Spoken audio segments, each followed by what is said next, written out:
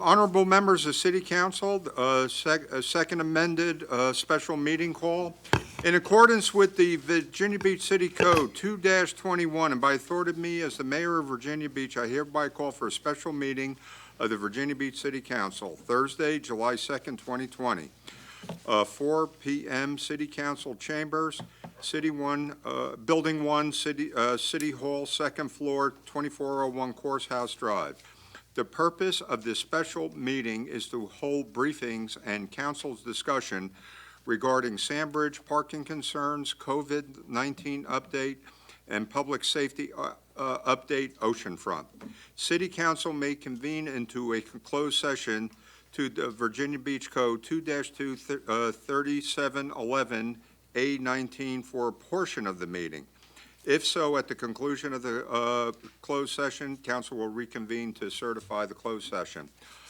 Okay, and we have the roll call. Yes, sir, all present. All are present. Okay, Mr. Lee, at this point. Well, good afternoon, Mayor and members of council. First up would be Mark Johnson, the Director of Public Works, and he's going to give just a quick few slides about the parking situation in Sandbridge and then be available for questions. Mayor Dyer, council members, it's very nice to see you in this room, actually. I don't think I've been here for a while, so it's very nice. Today, I'm going to give you a concise, informational brief on parking in Sandbridge. Here we go. All right. I'm going to talk about three things, basically: current parking in Sandbridge, the future expansion of Little Island Park parking, and our plan to help inform the residents and visitors of the parking availability in Sandbridge. And then I'll close it with a summary and be ready for discussion. Here you see two nice pictures of the marketplace. As you can see, we have 136 parking places at the marketplace. Today, there's a total of 725 parking places at Little Island Park. There's 30 parking places north of Sandbridge Road, and there's 240 parking places on street south of Sandbridge Road, which gives you a total of 1,135 parking places. And there you see a map. That map pretty much shows you the location of the parking places, but the main place that you can expand parking today is Little Island Park. That's where we want to go next to expand parking. Okay, this is the Little Island Park parking plan expansion. To date, they meaning Parks and Recreation, has completed phase 1. Phase 3 is basically the old parking lot. This fall, we're planning on repaving phase 3 area, and we've identified the need for phase 2. That'll give you another 279 parking places, which will bring the total to 1,104 parking places at Little Island Park. That project is not funded. The estimated cost is about $1.3 million. Now, we know we've impacted the parking lot down there with the Sandbridge Beach Replenishment Project. If you drive down there today, what you're going to see is a crane in the area, which is halfway down the, I'll call it the tennis courts, going up to the north. The contractor is demobilizing. This morning I was out there. He's got a crane. He had at least 6 semi trucks ready to pick up dredge pipe and haul it out of there. What you see is in that picture, at the end of today, we hope to pick up another 78 parking places in that area, which will give Little Island Park a total of 689 parking places for the weekend. The two areas you see in orange The contractor's going to have a few things that are remaining, so he's going to need those spots, and he's going to give us back those places by next Wednesday. So that'll get us back to 725 parking places for the rest of the summer. So this weekend in Little Island Park, we're going to have 689 parking places. Okay. I think everybody realized, and I can tell you, just from the amount of trash we picked up on all the city beaches, last weekend was pretty much a 4th of July weekend. And that is the biggest weekend for Public Works beach operations. So we saw traffic going to the beaches. All city beaches had increased traffic volumes going to them, increased numbers of people at the beaches. So what we've done, and we're actually mobilizing today, are 2 variable message boards. And if you look at this map real quick, north is up. So General Booth Boulevard is right underneath the word traffic, and down to the lower right, you're on Sandbridge Road. The ball fields you see are the ball fields next to Red Mill Elementary School. So when you turn left off of General Booth onto Sandbridge Road, you're going to come down. We're going to have a variable message sign set up there to be able to tell motorists one thing: all Sandbridge parking lots are full. And then we're going to have a second one that's going to give the same message, that is on Sandbridge Road right before you hit the curve, right across the street from where you have the ball fields. We're going to be able to broadcast that message as soon as Rob Freeze and his team with parking systems calls us and tells us that post the message. And within about 10 minutes, we're going to be able to get that message out there. And you say, why 10 minutes? Well, our message boards are old technology. They're analog, so you can't talk to them by way of your smartphone. So somebody has to go over there and make the switch. So we've got somebody primed. They live right there. They're going to walk right over and do it. So we're gonna do that probably starting tomorrow, when we start to see the parking lots start to fill up. So a quick summary. I was out there today. Sandbridge Beach is looking great. It's a beautiful 5-mile-long beach. We know we're going to get high attendance, not just at Sandbridge, but at the resort, North Beach, Croatan, the Chesapeake Bay beaches. So Public Works is geared up. We've hired 41 contract workers to help us with trash this weekend. And we've mobilized, I think, 22 porta-johns along the Chesapeake Bay beaches, and we've got 2 dumpsters out in that area in anticipation of what's going on there. And we've coordinated with parking systems so that we can react to the parking situation at the parking lots in Sandbridge. We're also going to have our traffic management center staffed so that if there are any traffic issues that need adjustment, modifications, or support, Public Works is at the ready to do that throughout the weekend.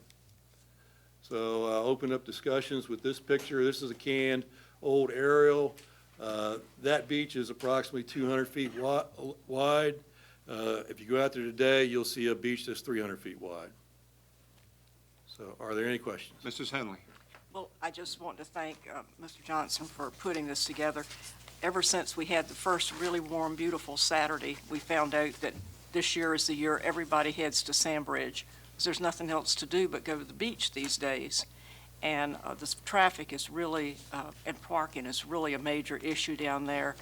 And, you know, 1,000 parking spaces don't go very far when you've got as many cars as going down there, and unfortunately, having to go all the way down to Little Island before they find out there's no parking, then what are they going to do? They're stuck on the road, and it's really been an issue. So the electronic sign that we have been having there at Sandbridge Road is out of operation because of the construction project. So using the digital signs is the next best thing we can do, but I hope that will help keep some people from going down there and then they're stuck, and so they just stop and park anywhere, and it's really been an issue. So I really appreciate y'all working on this, and as soon as we can get that last bit of equipment out of Little Island, that will help too, but thank you. Thank you. Mr. Moss. I have a couple questions because of all the emails that we have received. Have we fully exercised all the city right-of-way that can be used for parking and made it into parking? We've exercised all the right-of-way that we said we were going to exercise throughout the course of expanding parking in Sandbridge. I'll give you an example. When we did Phase 2 of the Little Island Park expansion, there were an additional 25 parking places on-street parking in the southern part of Sandbridge. What we said we would do is once we completed that expansion, we would remove parking off of one side. In other words, we had side streets down there that had public parking on street on both sides, and that did cause a traffic issue. So we removed parking on those streets off of one side, and it totaled about 25 parking places. Well, let me ask my question a different way because I was hoping for a yes or a no, and I got an explanation, which I'm glad for. Okay. But the answer to that would be that, yes, there is public right-of-way, which we have chosen not to exercise for traffic safety reasons, which makes sense. Now, let me narrow the question down, because it's the public's right-of-way, not the city's, it's the public's. Is there public right-of-way, which could be used for parking, which we are not, which doesn't present a public safety transit on the existing roadway concern? Okay, not to my knowledge. I think we've utilized all rights of way where, from a traffic perspective, we could safely put on-street parking. Super. So that's just one of the issues, we've had emails on that. The other question that has come from folks is people thinking what public right-of-way is their private property. And, we've had to deal with those issues too. So do we have a mechanism by which we either notify the property owners or that we mark, even though it's, so people don't put boulders and other things that have happened, that we clearly delineate that this is public right-of-way, so that people who try to then convert it into their public use, and it really is a parking space, but no one knows it until they make a complaint. So how do we go about making sure that the on-street parking that is available and is in the city right-of-way isn't converted to private use? Okay, the answer is yes, sir. Soon as we are made aware of an issue where it appears that public parking is being reduced because of encroachments are being placed in the right-of-way, we will go out and investigate it. We will notify the property owner. If the property owner says they disagree with where the right-of-way line is, we will have our surveyor that's in Public Works go out and physically stake out the right-of-way line, and that will clearly delineate where the right-of-way is, and we'll resolve that issue with the property owner. I appreciate very much that clarification, especially for the people watching, because I know all of us as council members have received, emails about this or that, and I try not to take sides, just look at the objective facts, and thank you for letting us know that you're on top of that, and in fact, we are making public public and private private, and we're doing what we can within safety to maximize parking down there. Thank you very much. Thank you. Mr. Ward. I want to follow up on what Mr. Moss said, because I think the encroachments are a bigger issue than what we're making of them, because that's what they are. They're encroachments in the public right-of-way. They are blocking parking. And when you think about it, there's essentially three places in the city where we have these encroachments on a fairly widespread basis. Obviously, Sandbridge, the north end, and then the Old Beach District, primarily in the alleys, and the half streets, where people have just taken these things over. And that does chew up a lot of parking space. So, and I understand you say that once y'all are made aware of it, but I mean, there are only a few streets, really, specifically in Sandbridge, and you know where the right-of-way is. So it should be a reasonably simple thing that while your staff is down there, they can identify these things and not wait for somebody to call to complain. And likewise, and this has been something I've talked about for years, North Beach and then the Old Beach as well. And again, I say particularly in the alleys, because when we had the issue with the Cavalier Shores parking, you know, there were some encroachments there. And then I noticed there were some other ones further south in the 20s and teens and 20s there, the half streets having problems with that. So I mean, are y'all doing any of that proactive stuff, or are you just waiting for complaints? Right now, we're not staffed up to be proactive. We're more reactive right now, to be honest. But the areas that you mentioned are the areas that are of focus. Okay, anybody else? Okay, thank you very much. You know, once again, an important part of, you know, getting ready for the 4th of July. Okay, Mr. Leahy? Okay, so Mayor and members of council, next up would be Erin Sutton, the Director of the Office of Emergency Management, and she's going to give us a COVID-19 update.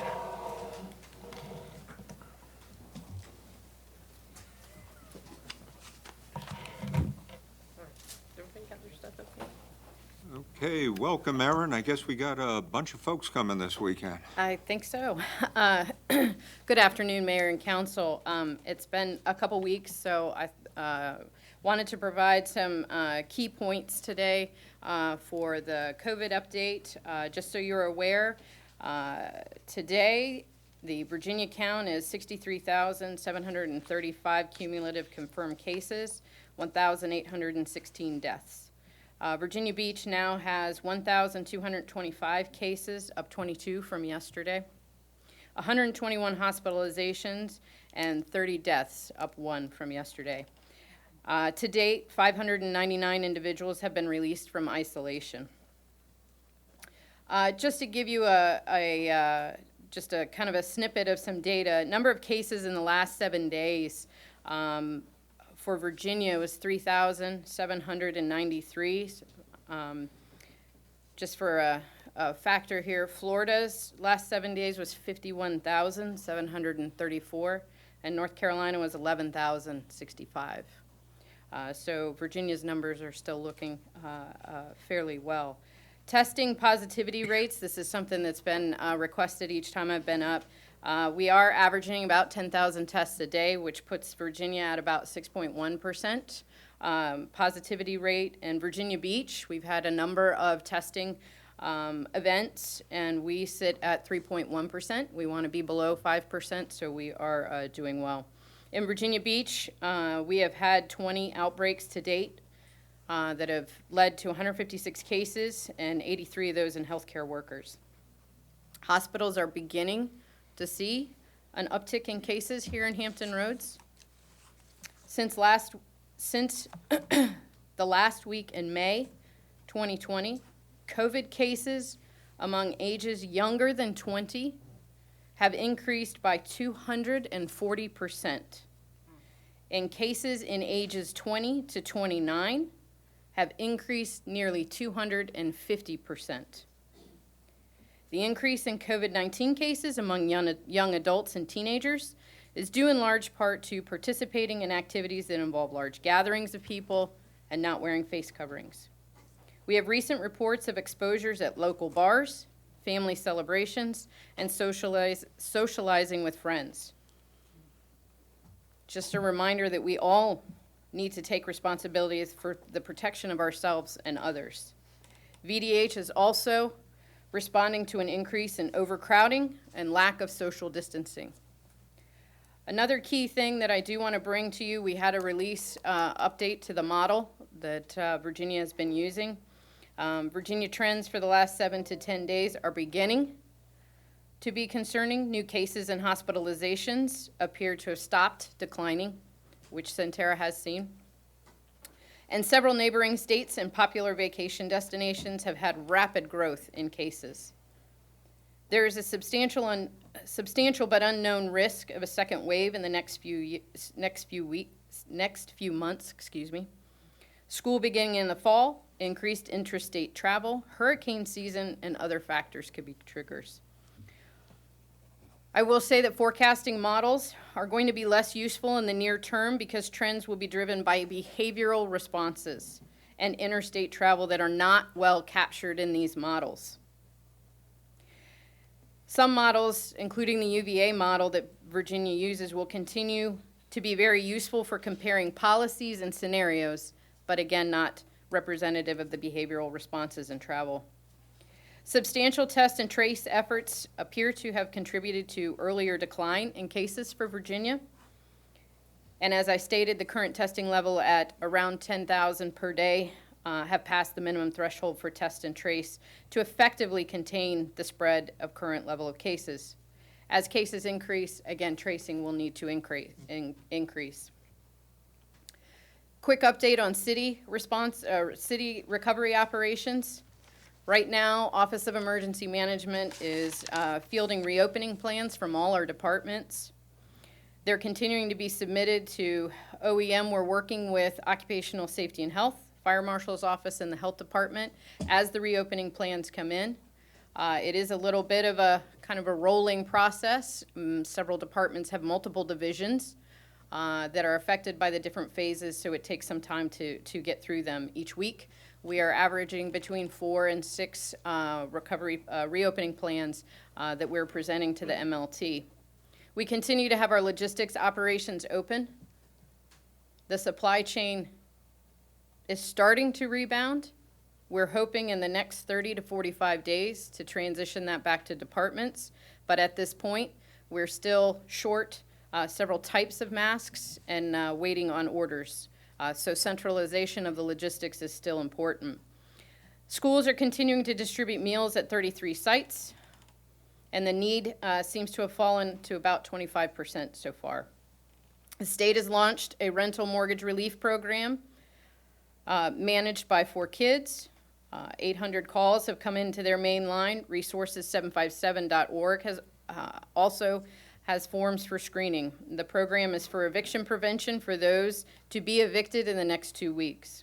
The Housing and Neighborhood Preservation Eviction Prevention Program Phase 1, they've gotten 150 applications have been submitted and are being processed for payment, and 40% thus far of the 588 have self-resolved.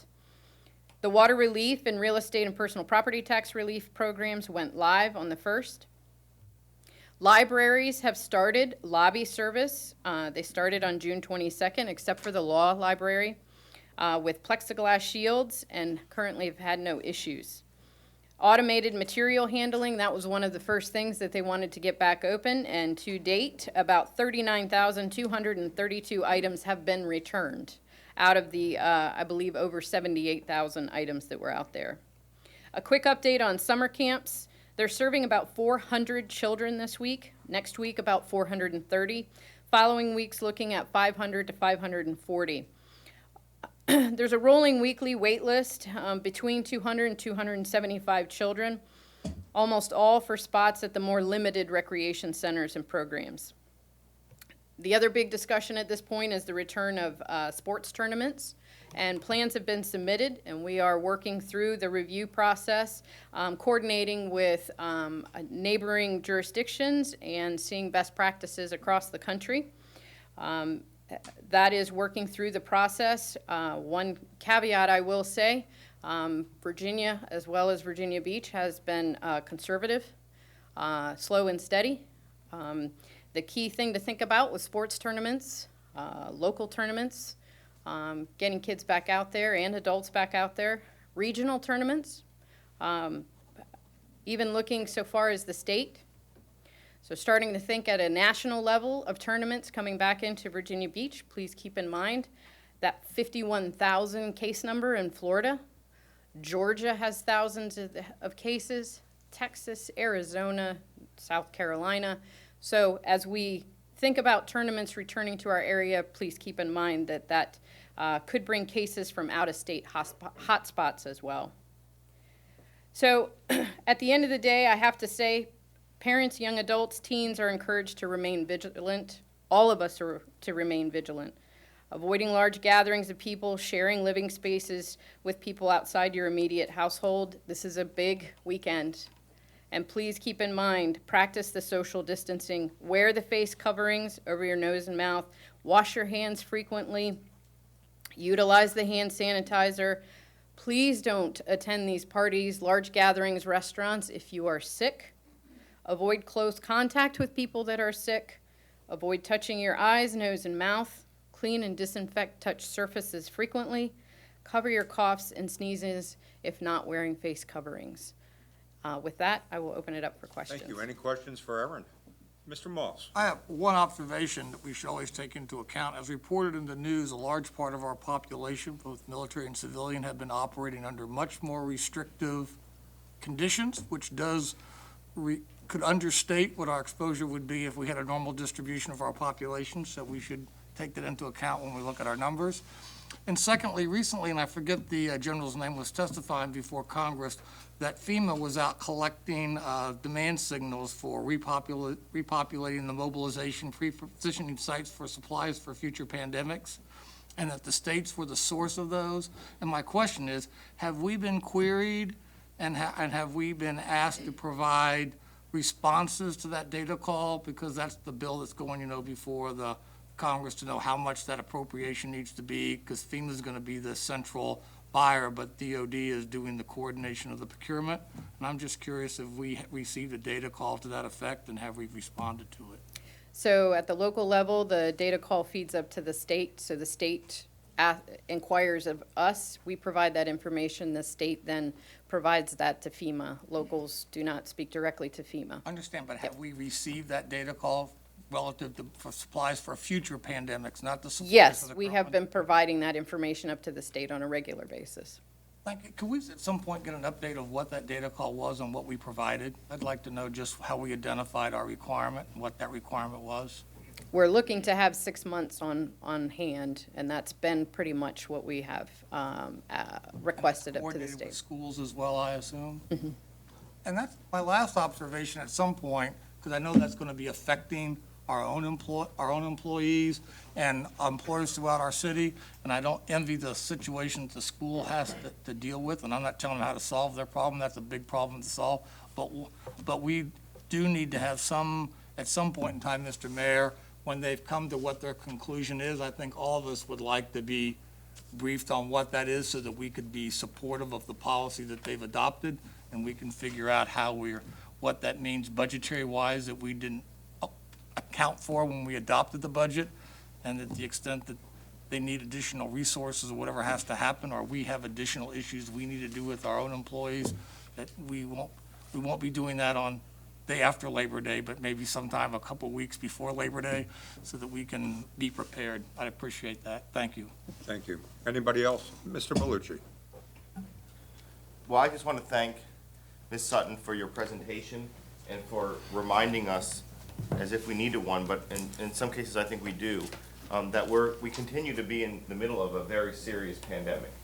And the numbers that are being reported are troublesome, and they appear to be going in the wrong direction. And we're about to enter one of the busiest weekends of the year in Virginia Beach. Many of the people who visit here are coming from out of the region and out of the state, potentially where the rates are even much higher than they are here in Virginia.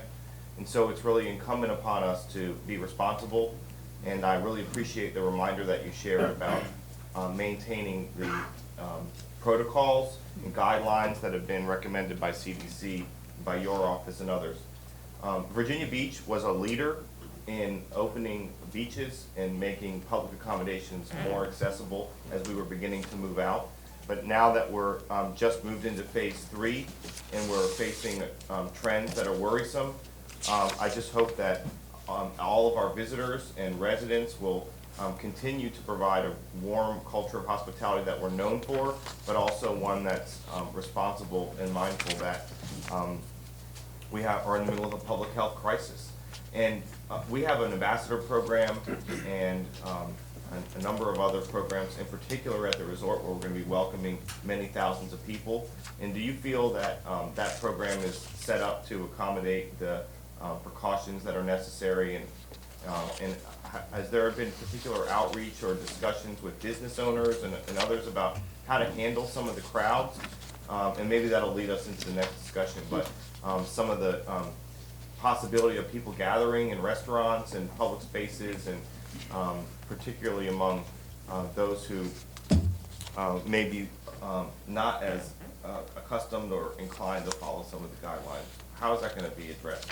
The Beach Ambassador Program seems to be, I see them out there, they're reminding folks as they're out there, which is good. The Virginia Department of Health, our Virginia Beach Health Department, has been out visiting restaurants on a regular basis. Unfortunately, a lot of them for overcrowding, to remind them to spread out. And that just continues to be the message over and over. And that's the best we can do at this point, is continue to remind them of the CDC requirements and provide that support that the city is reinforcing the CDC requirements, the health department, and that the business community is reminded as well. Thank you, I appreciate it. I just can't emphasize the severity of the threats that we're facing, and I appreciate everything that you and your colleagues are doing to help keep that top of mind. Thank you. Thank you. Ms. Wu? Good afternoon, Mrs. Sutton. You mentioned about information regarding sports tournaments. Can you tell me where we are with approving a plan for those tournaments?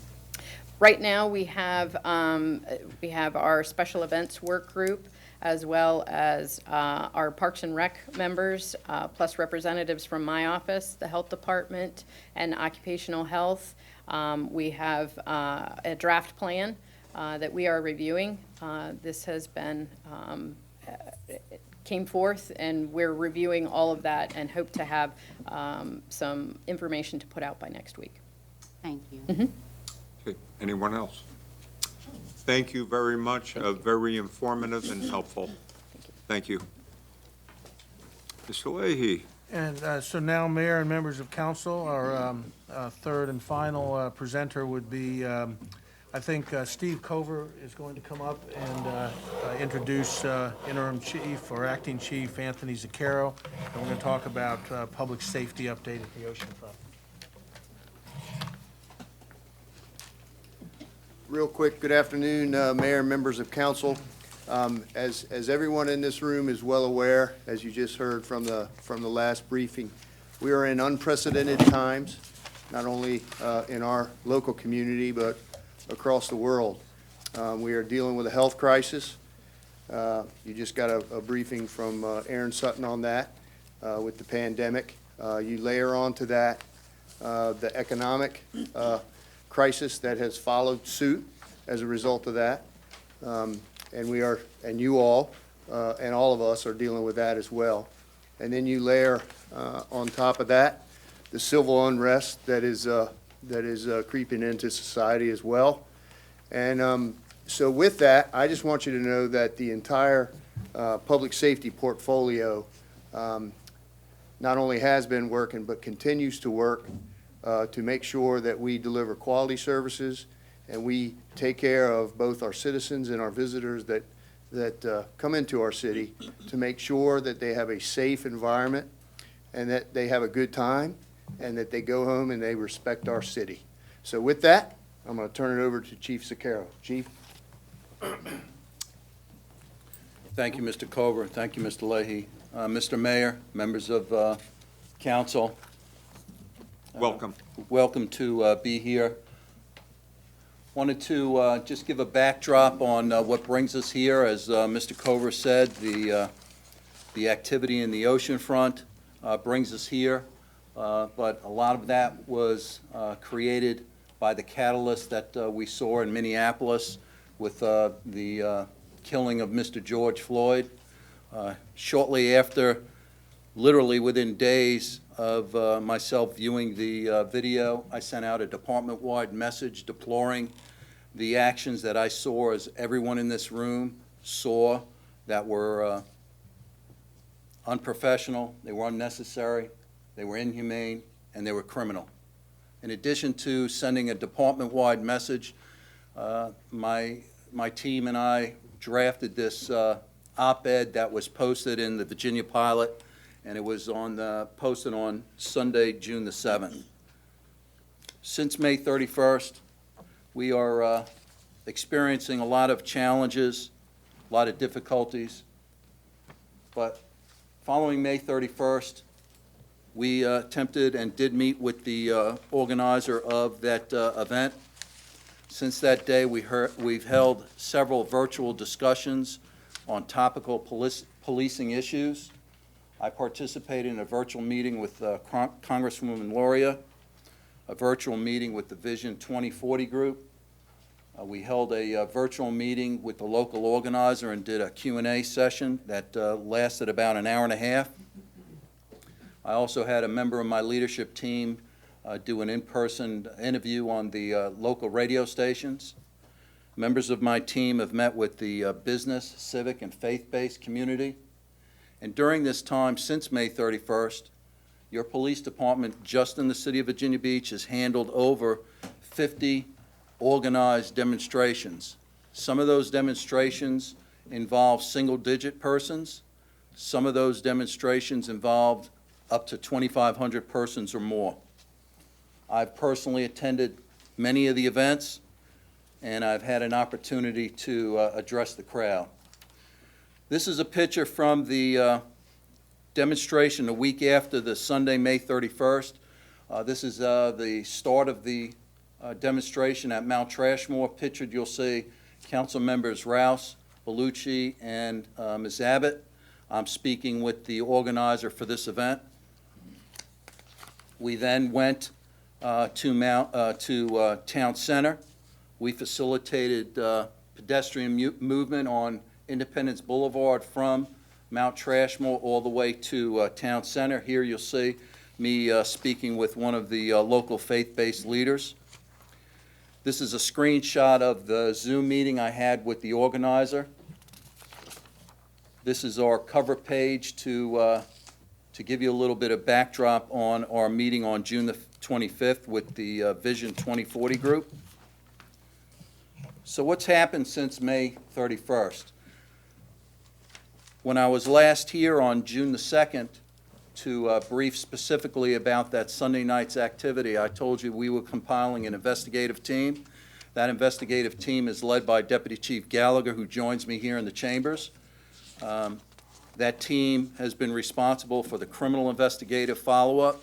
A lot of our efforts and due diligence has been compiling video. I know Ms. Abbott spoke about her interest on the video. We assigned a team to review the video, and that video review includes social media, city and business cameras, as well as officers' body-worn cameras.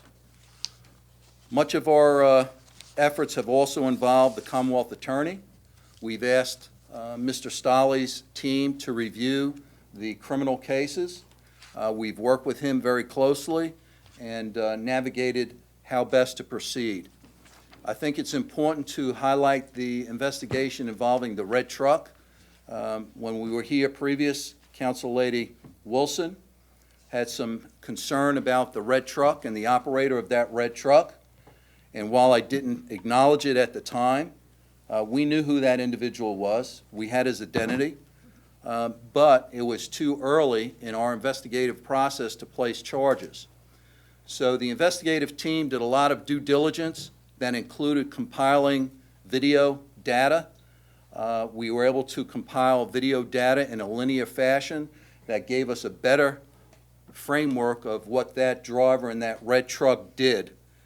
As a result of that work from the investigative team, as well as collaboration with the Commonwealth Attorney's Office, an agreement by the Commonwealth Attorney's Office, we proceeded to secure 4 charges against the driver of the red truck.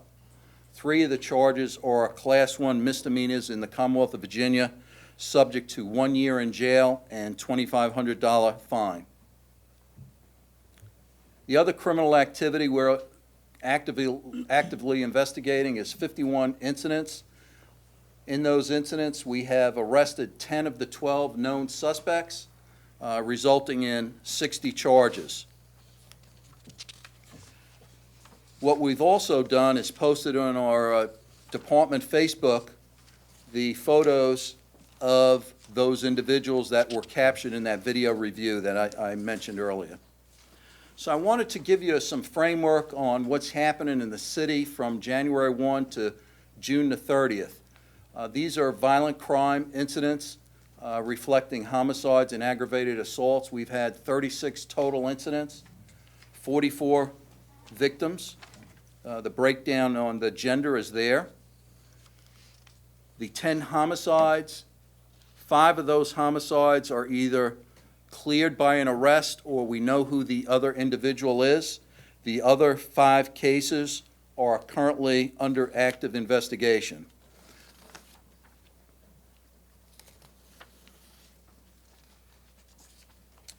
In response to the crime trends that we've seen in our community, we've done some assertive policing. We call it a planned patrol, and a planned patrol in our police department is dedicating resources with a defined mission, with a strategic plan based on intelligence-driven data.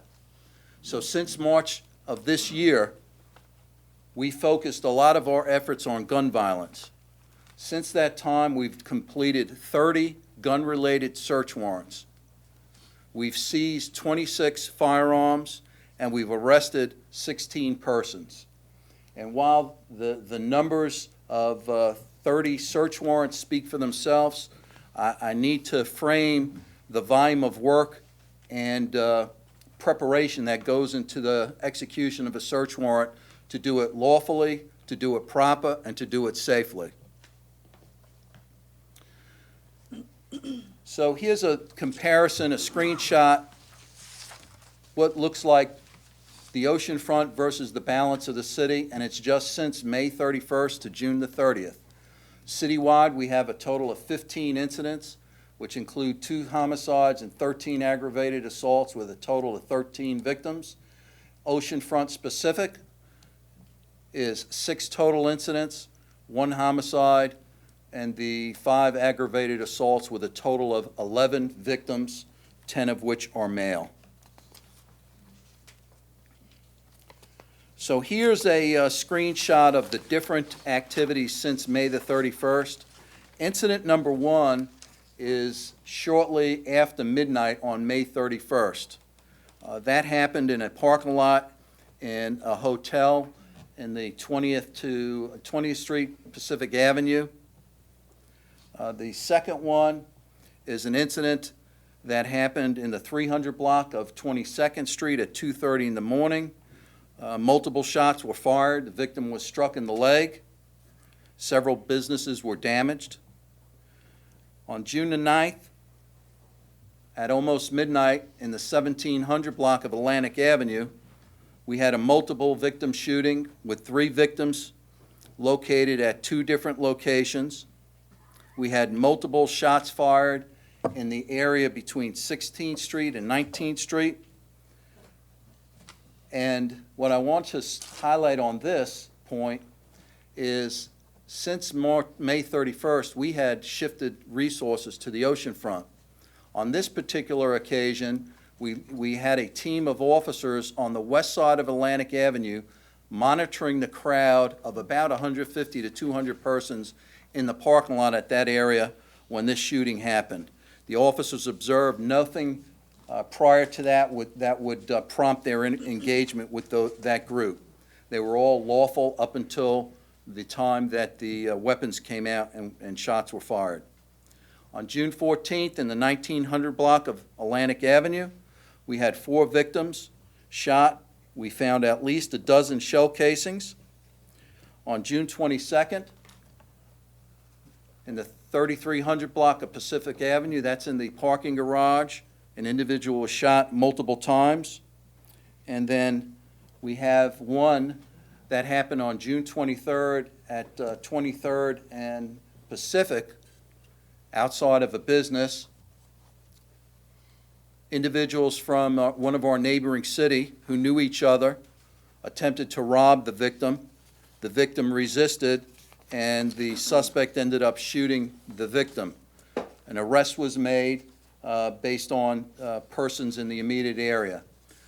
This is another case I'd like to highlight that even with the additional resources that were deployed in the Oceanfront area, at the time of the shooting, they were in the area of 15th, 16th Atlantic, not at 23rd and Pacific.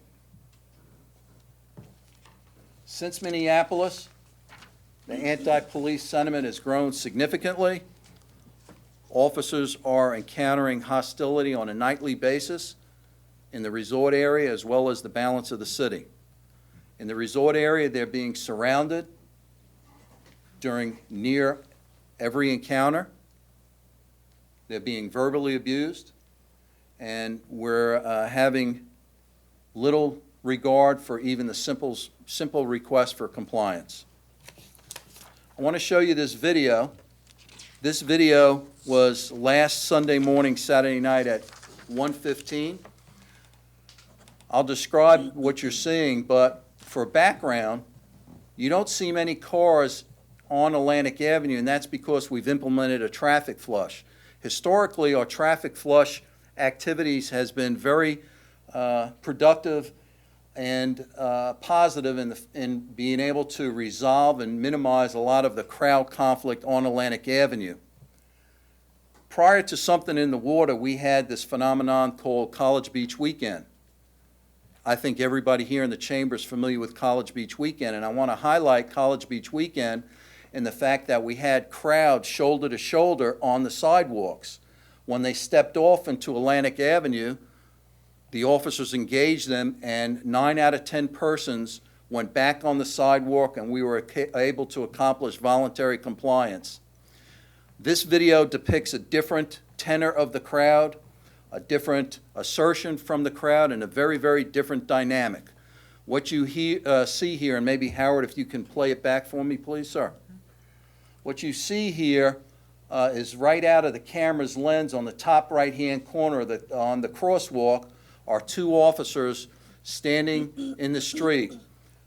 What's not captured very clearly is an individual with a music box that comes off the sidewalk, and the crowd follows him, and then they surround the officers, and at this point you can see they're in the officers' personal space. You can see the hand gestures that are being given to the officers. You can see the verbal abuse. During this time, the crowd is singing a song that starts with an F and ends with a K, and the police. You can fill in the blanks. What you see here is several other officers have to respond, to include our horse patrol, our mounted patrol, to eradicate the officers that were surrounded by the crowd. So, our strategies in the Oceanfront, we've done various strategies that have been adopted over years. They include the city adopting a conditional use permit. We've enacted a residential parking permit, commonly referred to as RPP. The Resort Advisory Committees had a standing Oceanfront Enhancement Committee, formerly called the Behavior Committee. We've implemented a chaplains program, and we have chaplains out. We actively network with all the stakeholders in the resort area, to include the hotel motel, the restaurants, the civic leagues. We host a pre-season ABC business owners meeting, because oftentimes a lot of these trials and tribulations center around businesses serving adult beverages. We've implemented life safety inspections by the Fire Marshal's Office. We all know about the Beach Street Live on Atlantic programming, but these are some of the things that we've done. We've also used the principles of crime prevention through environmental design, commonly referred to as CEPTED, for creative solutions. We've worked with Human Services to deal with some of the homeless population, and we've partnered with the different civic and community organizations. I highlight some of those strategies to speak on the fact that this is not a police-centric issue. This is a community challenge. Specific to May 31st, we've significantly increased our officer presence. I've directed staff to redirect our resources. I've taken officers from specialty units, precinct personnel, and shifted them to the Oceanfront. I've redeployed investigative members to a uniform capacity to help where they can. And we've also enhanced our RPP attention for the towing enforcement. The manager was very supportive in agreeing to modify the municipal parking lot modifications. Prior to May 31st, they were at 12:30. We initially backed them down to 11 p.m., and currently it is at 8 p.m., and we feel like that will help minimize some of the late-night crowds. As you know, years ago, the city invested in stadium lights. They were programmed to come on at about 01:15 regularly, routinely. We have since manually turned them on, and I have Captain Shannon Wichendall here in the chambers joining me, and she initiated having the stadium lights turned on. So in that video I showed you, it looked like daytime. That's stadium-enhanced lighting in the Oceanfront. We continue our fair, firm, and friendly enforcement strategy. We take our actions where we can. Our actions are based on officer observation. They're based on crowd dynamics. They're based on crowd behaviors. We've also learned over time that when an officer has to engage on Atlantic Avenue, they're asked, actually directed, as quickly as possible to defer, deflect, to move that transaction from Atlantic Avenue to the 200 block off Atlantic Avenue, because out of sight helps minimize some of the crowd surge. So that's been a successful prevention strategy. So I often hear there's not enough enforcement in the resort area. So I wanted to share some real data with you, but I would also remind council that sometimes you need to be measured by what doesn't happen.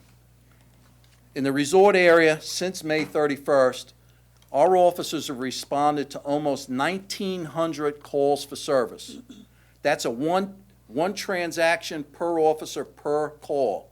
Some of those calls have one person, some of those calls may have 101 persons, but they're tallied as one call for service. In that time frame, we've arrested 181 persons. The breakdown for those charges are 34 felonies and 147 misdemeanors, for a total of 294 total charges. So what that reflects is a person may have been a recipient of multiple criminal charges, whether that's a felony or misdemeanor. I wanted to offer you a snapshot of the residency of the offenders in this time frame. 37% are from Virginia Beach, 26% from the Hampton Roads area, 21% in Virginia outside of Hampton Roads, and 16% is classified as other.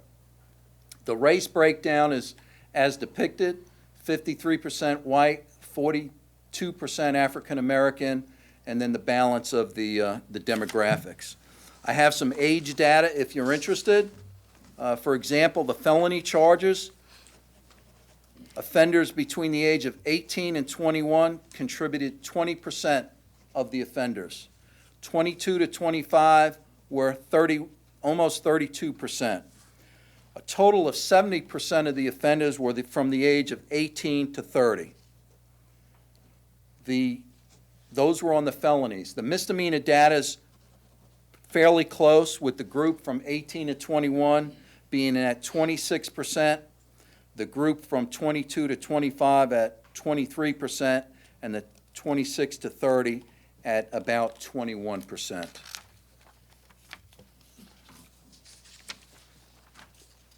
So, moving forward, we're developing a comprehensive strategy that engages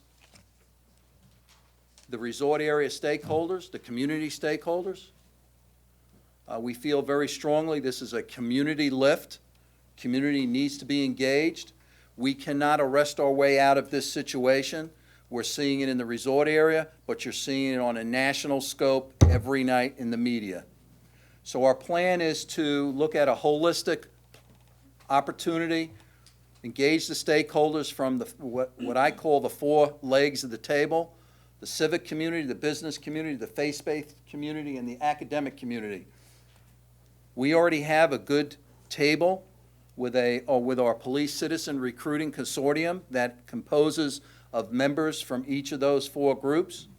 We're going to review process improvement and systemic issues beyond just police that can help in the resort area. We're going to develop recommendations. There's some recent legislation that's been passed by the General Assembly that we're reviewing and considering for council examination, and working with the directors, the city manager's director's office of city communication. We're working on establishing a formal community communication plan. So that's the general overview and outline of what's happening in the resort area. I'm happy to answer any questions, or as I said, I have Deputy Chief Gallagher and Captain Wichendall with me to help answer any questions that I may wish to defer to them. Okay, Mr. Wood, Thanks. then Mr. Tower. And I'm going to start with, I think, an editorial comment here, because a lot of this stuff really disturbs me. You know, public safety is a core mission of our city, of our council, and we all know that. And we ask our public safety people to do dangerous things every day. And I'm gratified, frankly, to see we have the fire chief here, the EMS chief, the police chief. We have members of the sheriff's office and police command staff and everybody here. You know, we see in the video, we see the things that police officers deal with on a daily basis. Yeah, believe me, I know firefighters go into confined spaces and burning buildings, stuff I would never do, expose themselves to carcinogens. You know, our deputies are in jails every single day with bad people, dangerous people. They're on the street, they're in the precincts helping the police department. Our EMS folks are the front line of the pandemic. They're exposed to COVID like the rest of us certainly aren't. And a lot of them are volunteers. And now they're being attacked on a routine basis, including our fire and EMS. And there's no excuse for a firefighter who's doing CPR on somebody to be knocked off of that person. There's no excuse for that. There's no excuse for a 501c3 owned ambulance, an ambulance owned by volunteers, to be damaged because people are angry at the system or whatever. It's not right. It's simply not acceptable. You know, these people are our employees, they're our volunteers. They're doing what we ask them to do, and we've got to support them. So my editorial comment aside, Chief, what I want to ask you is, as a policy body, what can we do to support you and to help you make things right? So, Mr. Wood, I appreciate your observations. I probably was remiss to properly acknowledge that this has been a public safety response team. The fire department, EMS, were with us shoulder to shoulder, side by side. In fact, on May 31st, some of those firefighters got in front of us. We're working with them. We've got them embedded in the plan, and they're good partners.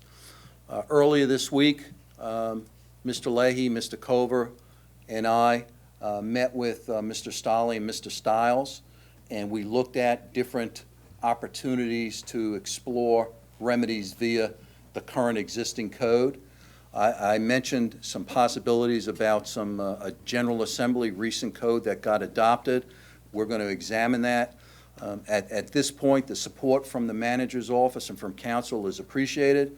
I think my message to council is you have a dedicated team of public safety professionals.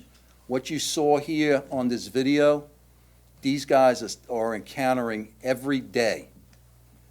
And your support is critical. Your support and outreach to the community is going to be critical because, as I said in my remarks, we cannot solve this by arrest alone. So what I would seek from this body is support. I would seek this body to engage the community where we can, and let's look at some efforts that are beyond being police-centric. Yes, there are issues that the police need to look at. Next Tuesday, I will be before you folks again and speaking about the Virginia Beach Police Department and highlighting what we're doing and how we're far ahead of the curve. But before we get there, I need this body's support, I need the community's support, and from all four legs of that table, everybody needs to come to the conversation, everybody needs to listen, and everybody needs to move forward collectively. So that's what I would ask this body, Mr. Wood. So if I could follow up. Yes, So, please. to the greatest extent possible that, certainly I can help, and I'm certain my colleagues join me. You just let us know what you need because it's critical. I mean, it's unacceptable what's going on, and it's incumbent upon us to support our public safety folks. Thank you. Thank you, Mr. Tower. And I appreciate that, Mr. Wood. Thank you, Mr. Mayor.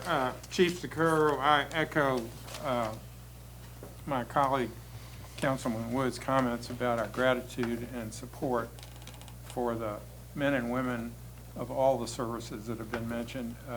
We think about you every day and every night, although I don't, honestly do not know how you do it. The bravery and the ability to withstand the kind of attacks, personal and in your face, or something that I'm sure none of us have ever experienced or ever will or could do as well. You're well trained, you make us proud, and you make us grateful. Thank you, Mr. Tower.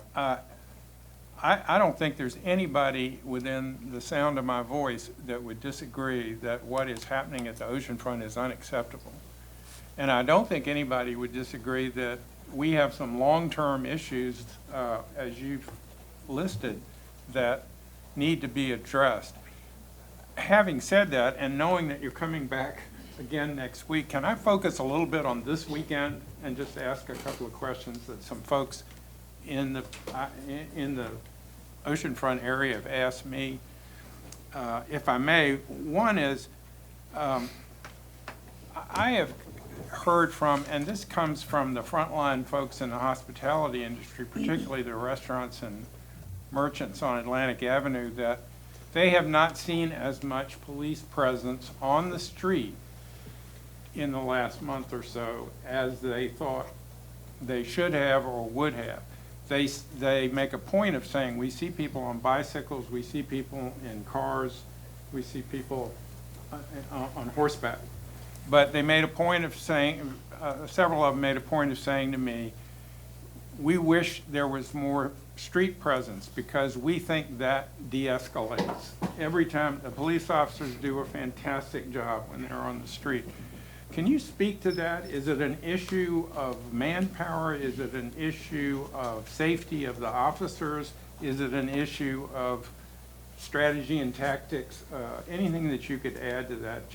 And I'm simply repeating kind of what I'm hearing. So I'm passing that on. It's not a question's not intended to do anything other than get as much information out to the folks that are listening. Mr. Tower, I think that's a Thanks. legitimate question, and the short answer is yes. But I'll expand on that. Okay. Thank you. You know, we have limited resources. We have a number of vacancies in the department that are real vacancies. When you add the staff that are in training, when you add the staff that are on administrative assignment or injured, that comes close to about 15% of our sworn staff. So we have staffing issues.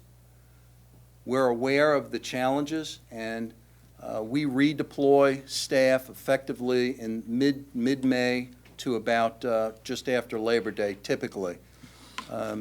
We're reviewing those staffing levels since May 31st. As I said earlier, I've directed staff to be redirected from their assignments to include putting investigators in a uniform capacity.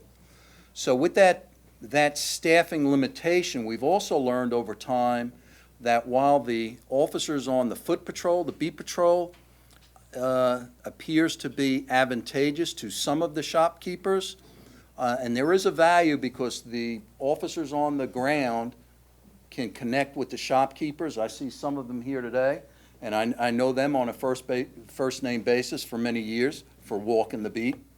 But it also limits our mobility. So we've been adept at utilizing wheeled vehicles, both large and small motors, horses and bicycles. So we've been very nimble and flexible.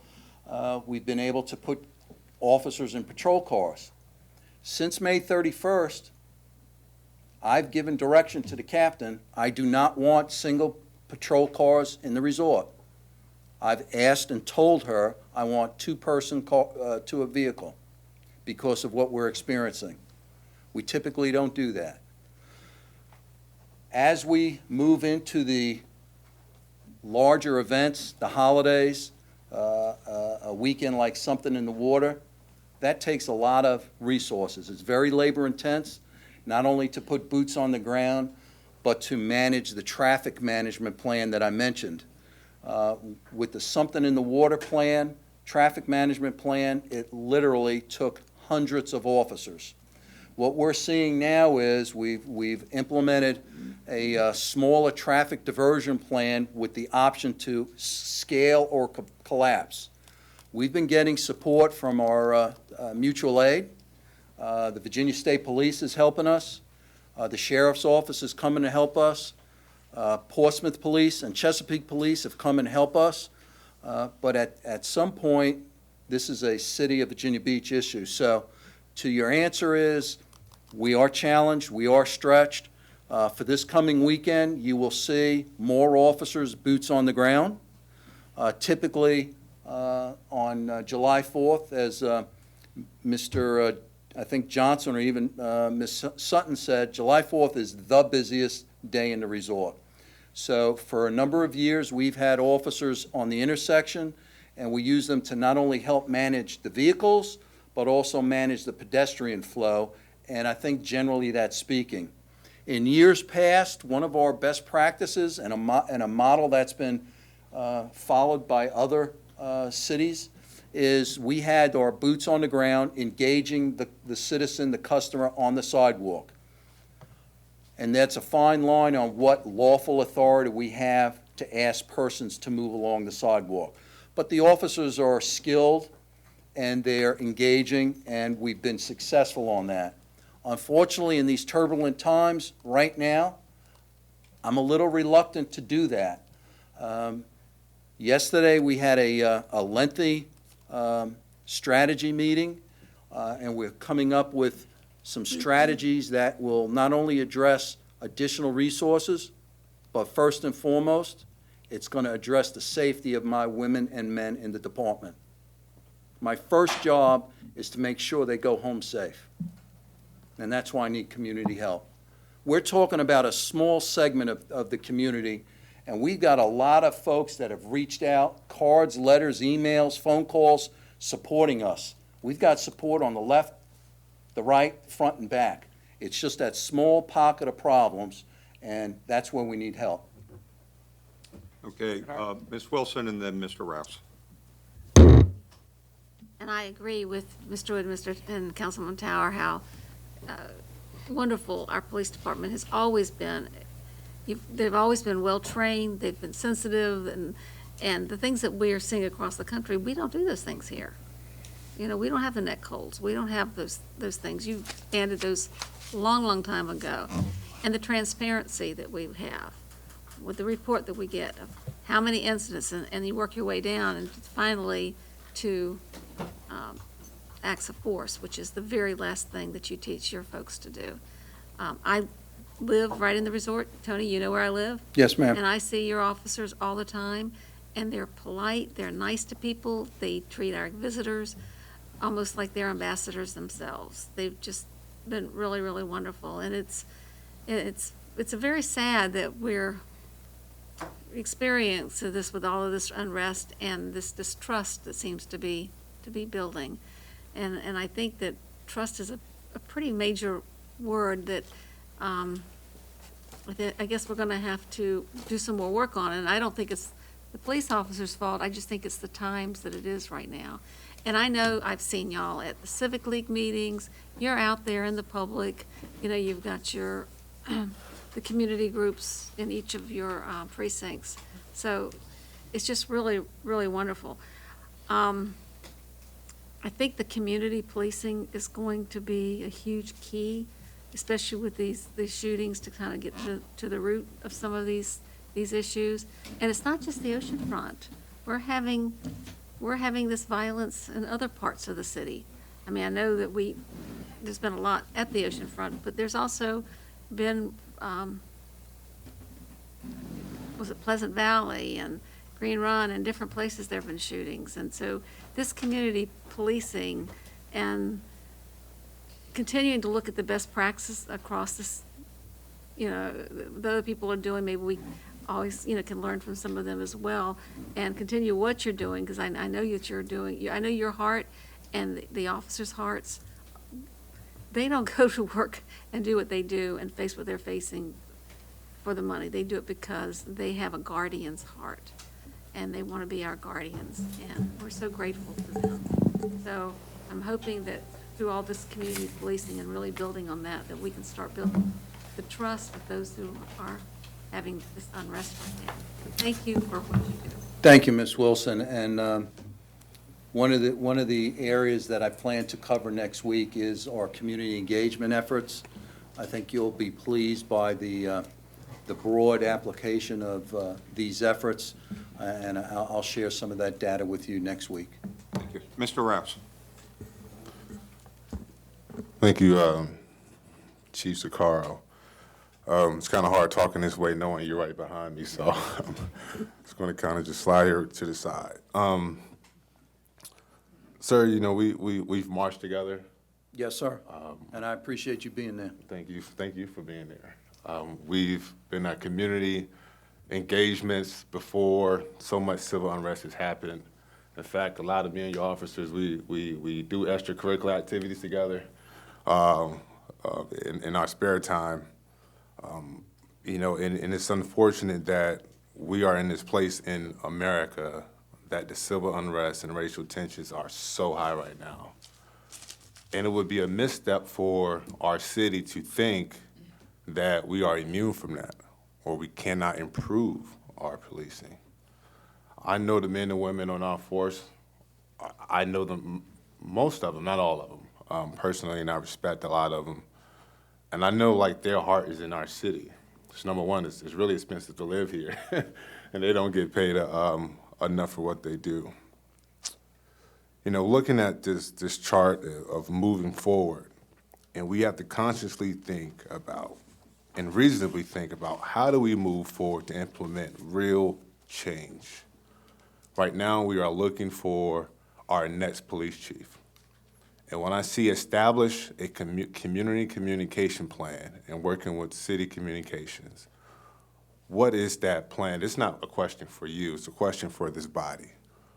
What is that plan to really engage our community so we can get their input and guidance on what we want in the next police chief? So that's the first thing. What is that process? Secondly, I see that the media is in the room. And I look at this moving forward chart that signals out civic, business, faith-based, and academic. I would add the media onto that. The media, one of the most powerful tools in our country, needs to have more of accountability and take more of responsibility in how they report things that happen, not only at the local level, but throughout our country. I say that because in a time where community policing is so important and tensions are so heightened, earlier this week, there was a very, very irresponsible way a news report was reported. You might have heard of it, an incident where a young man was tragically killed in a motorcycle accident. Now, the way that was reported, and they put out corrections on there, so thank you for that, but that was reported on Monday. Here it is Thursday. There needs to be more of a sense of responsibility in how you portray or narrate a particular incident. Because mind you, everyone now, the story is out there that somehow a community is against or harm our public servants. And if you don't go back and read the retractions or the corrections, you would know that one of our Virginia Beach EMS said that it does not believe any actions taken at the hospital were done out of anger towards first responders. But yet the story is already out there.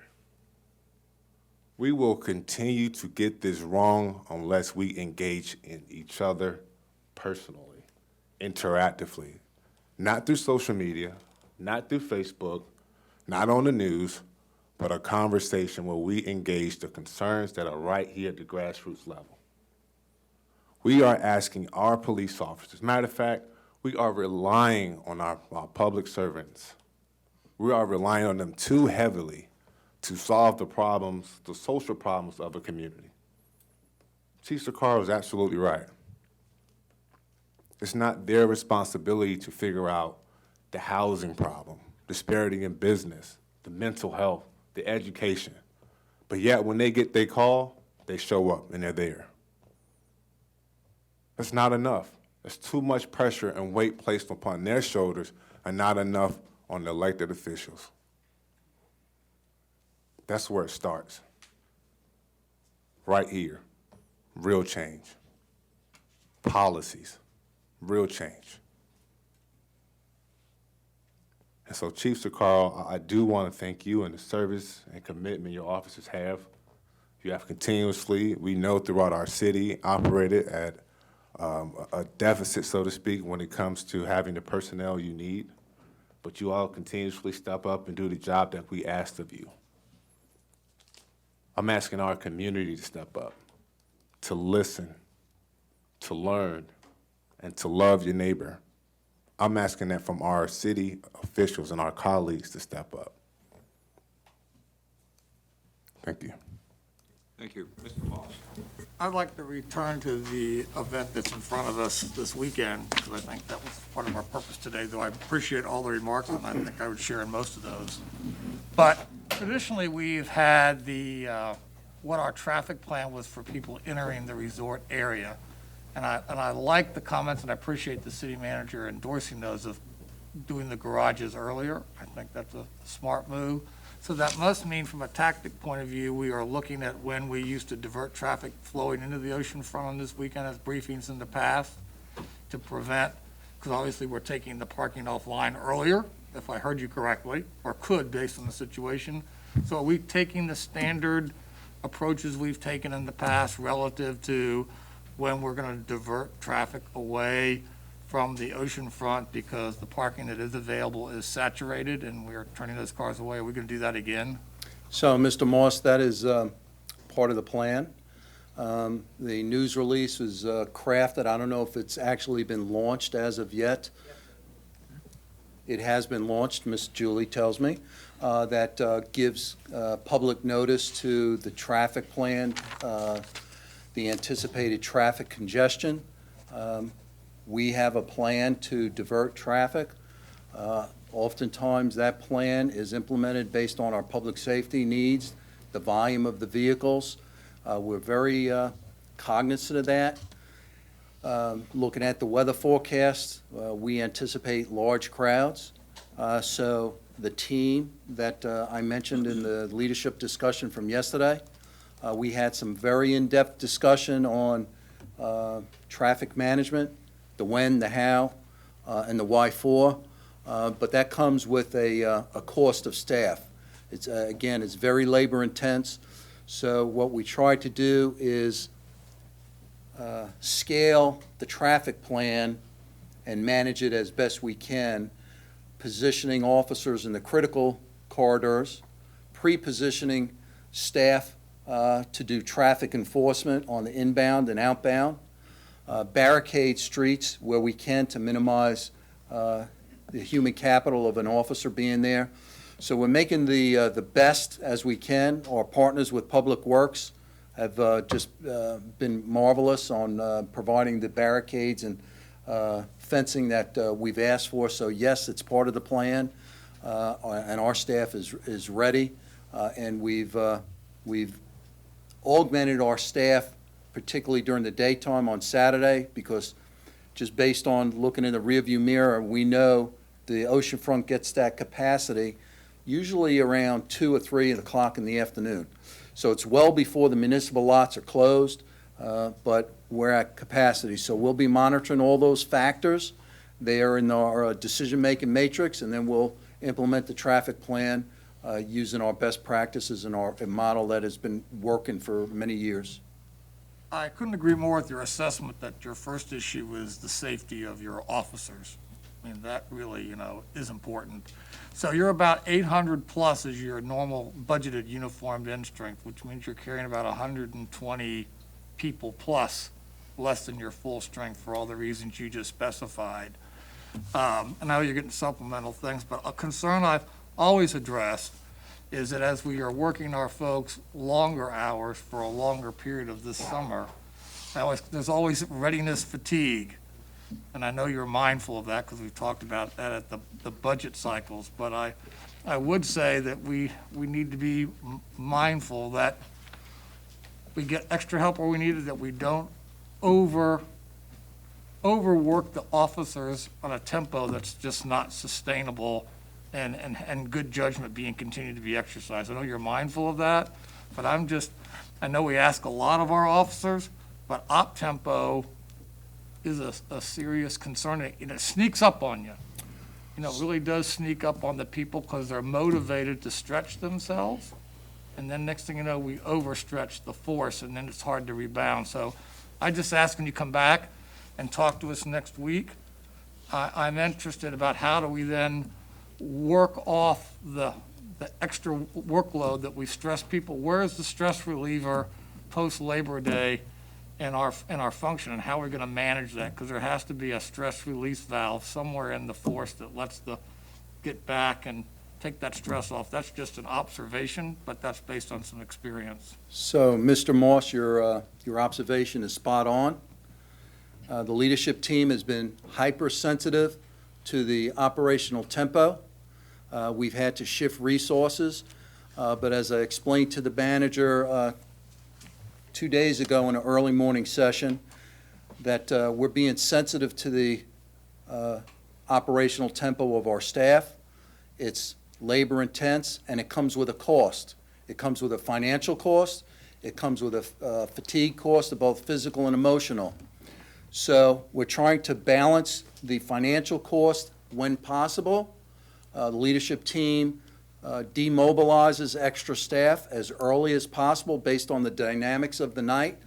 So if tonight it rains, that's an early night out for several of the officers. Moving forward, we're going to have to be sensitive to this.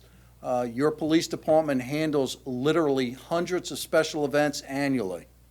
We talk about the large events, but we handle special events regularly and annually. So what we've done as a leadership team, we've formed an officer wellness group. That officer wellness group is composed of members from throughout the rank structure. I've often led the conversation, and we have 4 separate and distinct groups.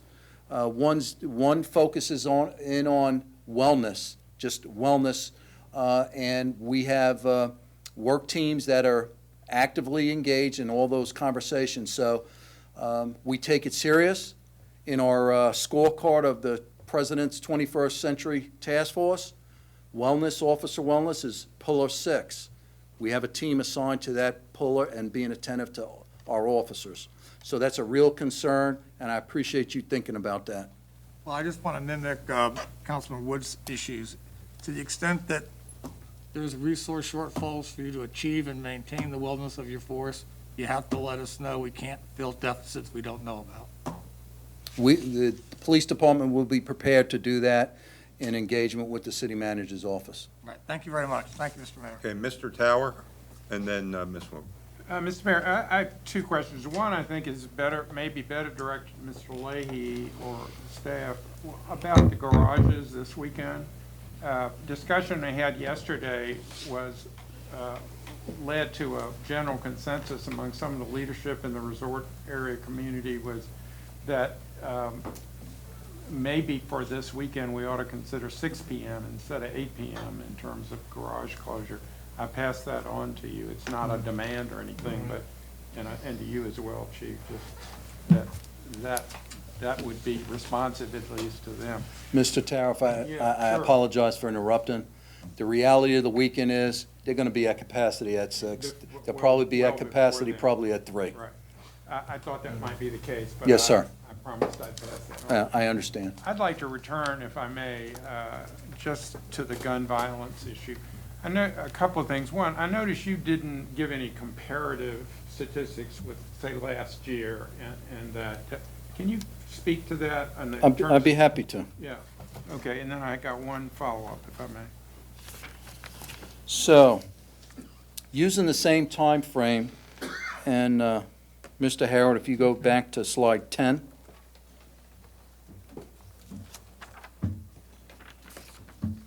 So last year, we had 34 victims of violent crime.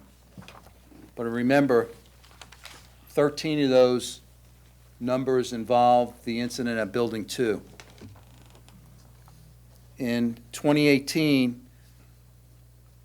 we had 25 victims, 6 were homicide victims, 19 were aggravated assaults. In 2017, we had 24 victims, 8 were victims of a homicide, 16 aggravated assaults.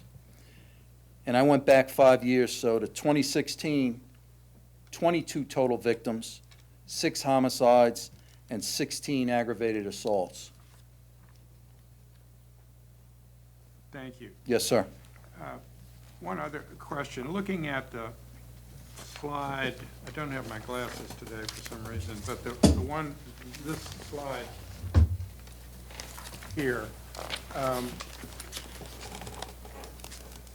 I noticed there haven't been any shootings since June 23rd. From May 31st to June 23rd, the most spread out day was 8 days.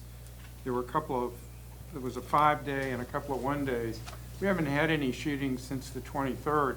I think I heard Deputy Chief Dale say at the rec meeting that I were into earlier today, I wasn't quite sure what he said, but he seemed to be expressing some optimism that perhaps the gun play was coming, there were reasons beyond simply the numbers I just said to think that maybe we're getting a handle on that. You got any comments on that? Well, I'd like to think Deputy Chief Dean was being optimistic. You know, he's a half-filled kind of guy. I agree. The reality of it is, We don't I think, know, I know. you know, I think I could speak to the slide where I talked about the planned patrols and the number of search warrants and weapons. That's indicative of a lot of staff work, both not by the officers, but by the investigators, as well as our special investigators. So we have traditional detectives, as well as, you know, plainclothes detectives. So we're seeing, you know, some activity. We've arrested all those folks. A number of them have been in and out of custody. So I'd like to be optimistic. And we think that our investigative efforts in identifying these folks and working with the Commonwealth Attorney on some enhanced charges will certainly have a positive benefit in the long run. Thank you. Okay, Ms. Wooten and Mr. Bellucci. Good afternoon, Chief Sicaro. And I want to go back to the engagement part that we've discussed. And as has been mentioned, I hope you know that I'm here to be supportive to you all as well and serve as well in any capacity, in any way I can. We appreciate that, Ms. Wooten. Absolutely. But you mentioned that you've been out there, you've engaged with those in protesting. I've seen you out there at some of the meetings with stakeholders in the community. And I just want to ask you, and I want to just mention, I like what you said. It's going to take, you know, all of us, you know, mentioning faith-based, those leaders in the community. It's going to take all of us to really address this issue of civil unrest in our country. And so I like what you said. That says to me, this is not just a policing issue, this is a community issue. And so I want to know from your engagement, what are some of the things that you're hearing from those that, you know, in the community that you're engaging with, are some of the ways that we as a council and a body can help and address some of the issues and concerns that they have? Well, I think they're concerned about resource allocation. They're concerned about staffing limitations. They bring to my attention during every community survey where we go door to door to door in select neighborhoods, almost all the surveys point to they want to see more uniform presence, whether it's in a marked police car, bicycle. Those are a common thread. So, you know, from a staffing perspective, from a resource perspective, we're working on that as best we can from a recruiting perspective. We have a very well-trained department with council support. You endorsed establishing a public safety pay plan with our professional development program.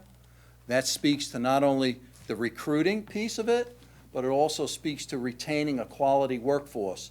So, you know, getting qualified people in the door is a challenge, and we have a challenge getting qualified people to the door, period, right now, but also retaining the qualified people. Because I hear in the community, we want to make the police job hard to get, but easy to lose. Well, I agree.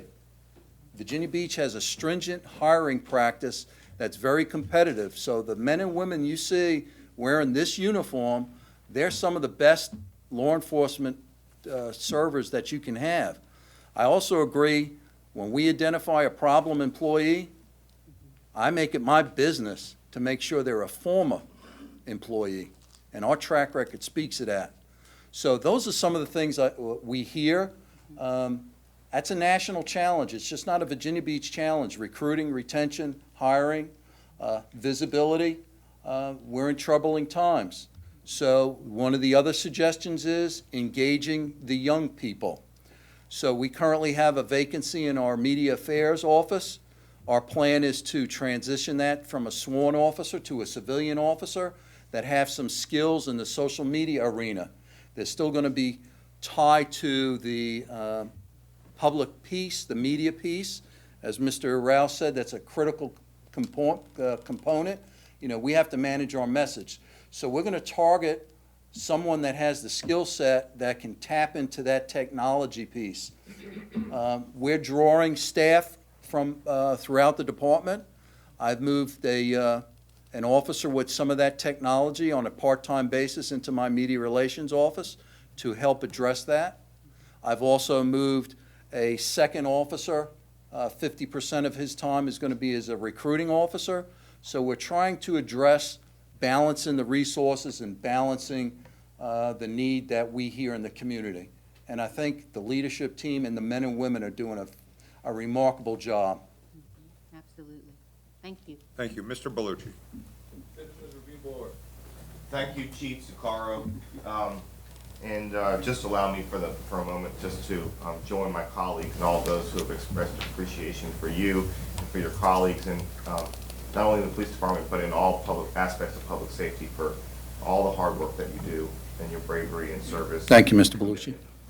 I want to address for a moment, zero in on something that's either related or unrelated to the discussion that we're here for today, and that's the Oceanfront public safety.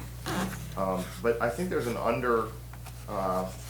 examined, at least for the purposes of this discussion, component, and that is related to the citywide shootings. I think what we're hearing a lot from people, what I'm hearing, feedback, what we see reports in the media, is that many of these incidents of violence are occurring in neighborhoods, and not only at the Oceanfront. And in fact, the statistics you share with us today said from May 31st to June 30th, 15 total incidents of 21 occurred in other parts of the city.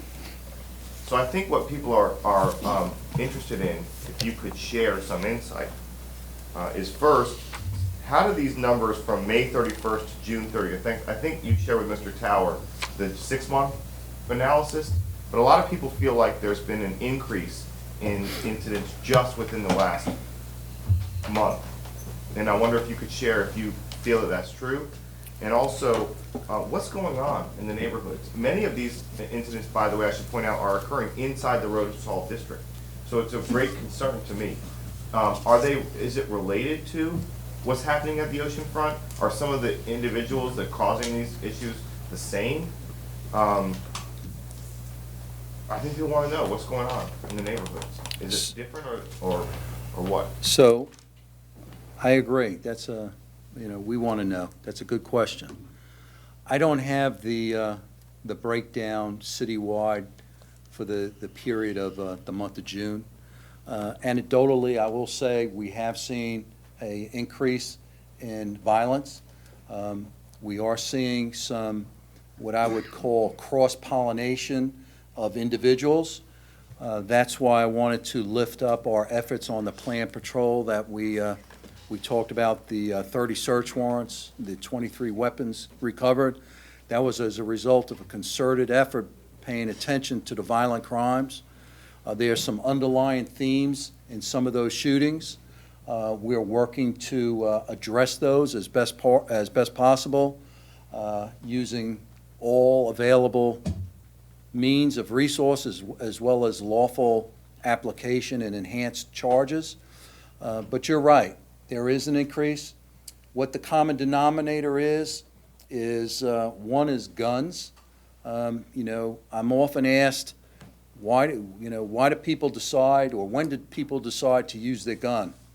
Well, persons that we're speaking of decide to use their gun when they leave home with the gun in the car. They made the decision to take the gun and use it. So we're seeing that in maybe times past. Some of these disputes were resolved by fisticuffs and people went their separate ways. We're in a new world with weapons, and people are quick to pull a weapon. People are quick to pull the trigger. And I think it's evidence, thankfully, knock on wood, that they're not very skilled with the weapons. And that's a good thing. But they're pulling them and they're using them and they're shooting people and they're injuring them left and right. And there's an assortment of themes on some of these cases, and we're peeling the layers of the onion away as best we can. We're working in these neighborhoods where we have a high call for service volume, where we have some of these offenders, and that slide that speaks to those 30 search warrants was a concerted effort by a team of detectives and patrol officers to address just what you're speaking of, Mr. Bellucci. So I don't have the answer. I have some underlying themes. I have some underlying thoughts on what's getting us here, but I don't have the answer. Well, obviously I don't either, but I think that the discussion about neighborhoods and what appears to be an increase of violent activity inside neighborhoods emphasizes the importance of what has been mentioned here earlier, which is that community-based policing. And correct me if I'm wrong, but the President's report on 21st century policing, which was a task force that was led under the Obama administration, released a report of many, many recommendations, many of which have been implemented and adopted by the Virginia Beach Police Department. Is that correct? Yeah, yes, sir. Actually, I led an internal work group that we used the task force blueprint as a model to give ourselves a scorecard. And I often hear, well, you're scoring your own self. Well, we score ourselves with a pretty analytical view, and that scorecard is posted on the city's webpage for everybody to go up. And we hit all those areas and then some. We have a pretty strong community engagement model that's been the doctrine of the police department for many, many years. And I think we've been recognized by places far and wide, to include the Department of Justice, on what we do. Thank you. Well, I appreciate all your efforts, and I wish you safety and peace. Thank you, Mr. Bellucci. Okay, Ms. Henley. I think where you were going with that is where I hope you're going to be telling us about on Tuesday, is all of these things that you all are doing, because I know that you all are doing these things, but I don't think all of our public knows all that you're doing. And I think it's very important that we all know, but we all need to know all those things that we yet need to do, and talking about the recruitment and so forth is a part of that. But I think it's very important that you take the time to tell us what you all are doing, because I think folks are just hearing these things that the police need to do and don't realize that y'all have been doing it for a long time. It's really important. But also what else we need to do. And I hope you are going to do all of that on Tuesday, because I think that's what we need to hear. Yes, ma'am, Ms. Henley, and I want to thank the manager for making arrangements to get us on the agenda for next Tuesday. Our presentation's probably about 85% complete. I'm going to attempt to lift up the highlights. I'm going to attempt to speak to some of the issues that are before us, and I'm going to also pose some questions to council seeking that support that Mr. Wood asked for. Well, I would just say that, what I hear from the public is a lot of support for all of our public safety people. I mean, you were at the top of our list 6 months ago, and you're still there as far as I'm concerned. And I don't want anybody to think that we're not in support of you. And like I say, I know everybody can always improve. It's not to say that there are not ways that we can, but just know, and particularly this weekend when y'all have got a tough weekend coming, and I know it's going to be long days and long nights. It's going to be hot and miserable, but just remember you've got our support. Thank you, Ms. Henley. I appreciate that. Okay, anybody else? Chief Zaccaro, I think on behalf of the council and in our city, we want to thank you, the men and women that serve, and our police department. In spite of, some glitches, we are the safest city in this nation. And that also pays tribute to our fire, our EMS, and let's not forget 911, our Commonwealth Attorney. It's a total team concept. And yes, we as a nation, we as a city face challenges, but, in a lot of ways, I feel a lot of optimism. We are the largest city population-wise in the Commonwealth of Virginia. We have one of the best elite police forces in this nation. And we're a nation of laws, and no city and no society can tolerate violence. That does not make for a good city. But I think it was very important that you were here today before the weekend coming up, and, given national events and local events, that, to give some comfort to the people that work and live at the Oceanfront, and even to your own officers to, get the respect that they do deserve. It was important to get the information out now that, the preparedness and the situations that you face. But I'll tell you what, I am very optimistic going forward and seeing the response of the police department, not only recently, but over the years, that I am optimistic that going forward, the city of Virginia Beach, with our fine public safety, with the people that live in Virginia Beach, the amazing people that live here with our faith-based communities, our civic engagement, we have that potential to be the template for the rest of this nation on how a city can come together and coalesce and, do it the right way and become with unity and community. And I just wanted to, thank you on behalf of many, many people. Thank you, Mr. Mayor, and thank you, council. Okay, at this point, does anybody have any other questions or concerns that I think we don't need an executive? Yep, Mr. Leahy. I just wanted to remind you that if you don't go into executive session, I would like everybody to pick up their Thursday packet. Yeah, thank you. Which we put in room 234, thinking there would be a session. So Okay. just don't forget your Thursday night packet. With the permission of my colleagues, let's suspend the executive session. I think the chief, demonstrated a lot of knowledge that was very knowledge and forthcoming. So let's go ahead and adjourn. Thank you. Hey, Chief, could you wait? Yes.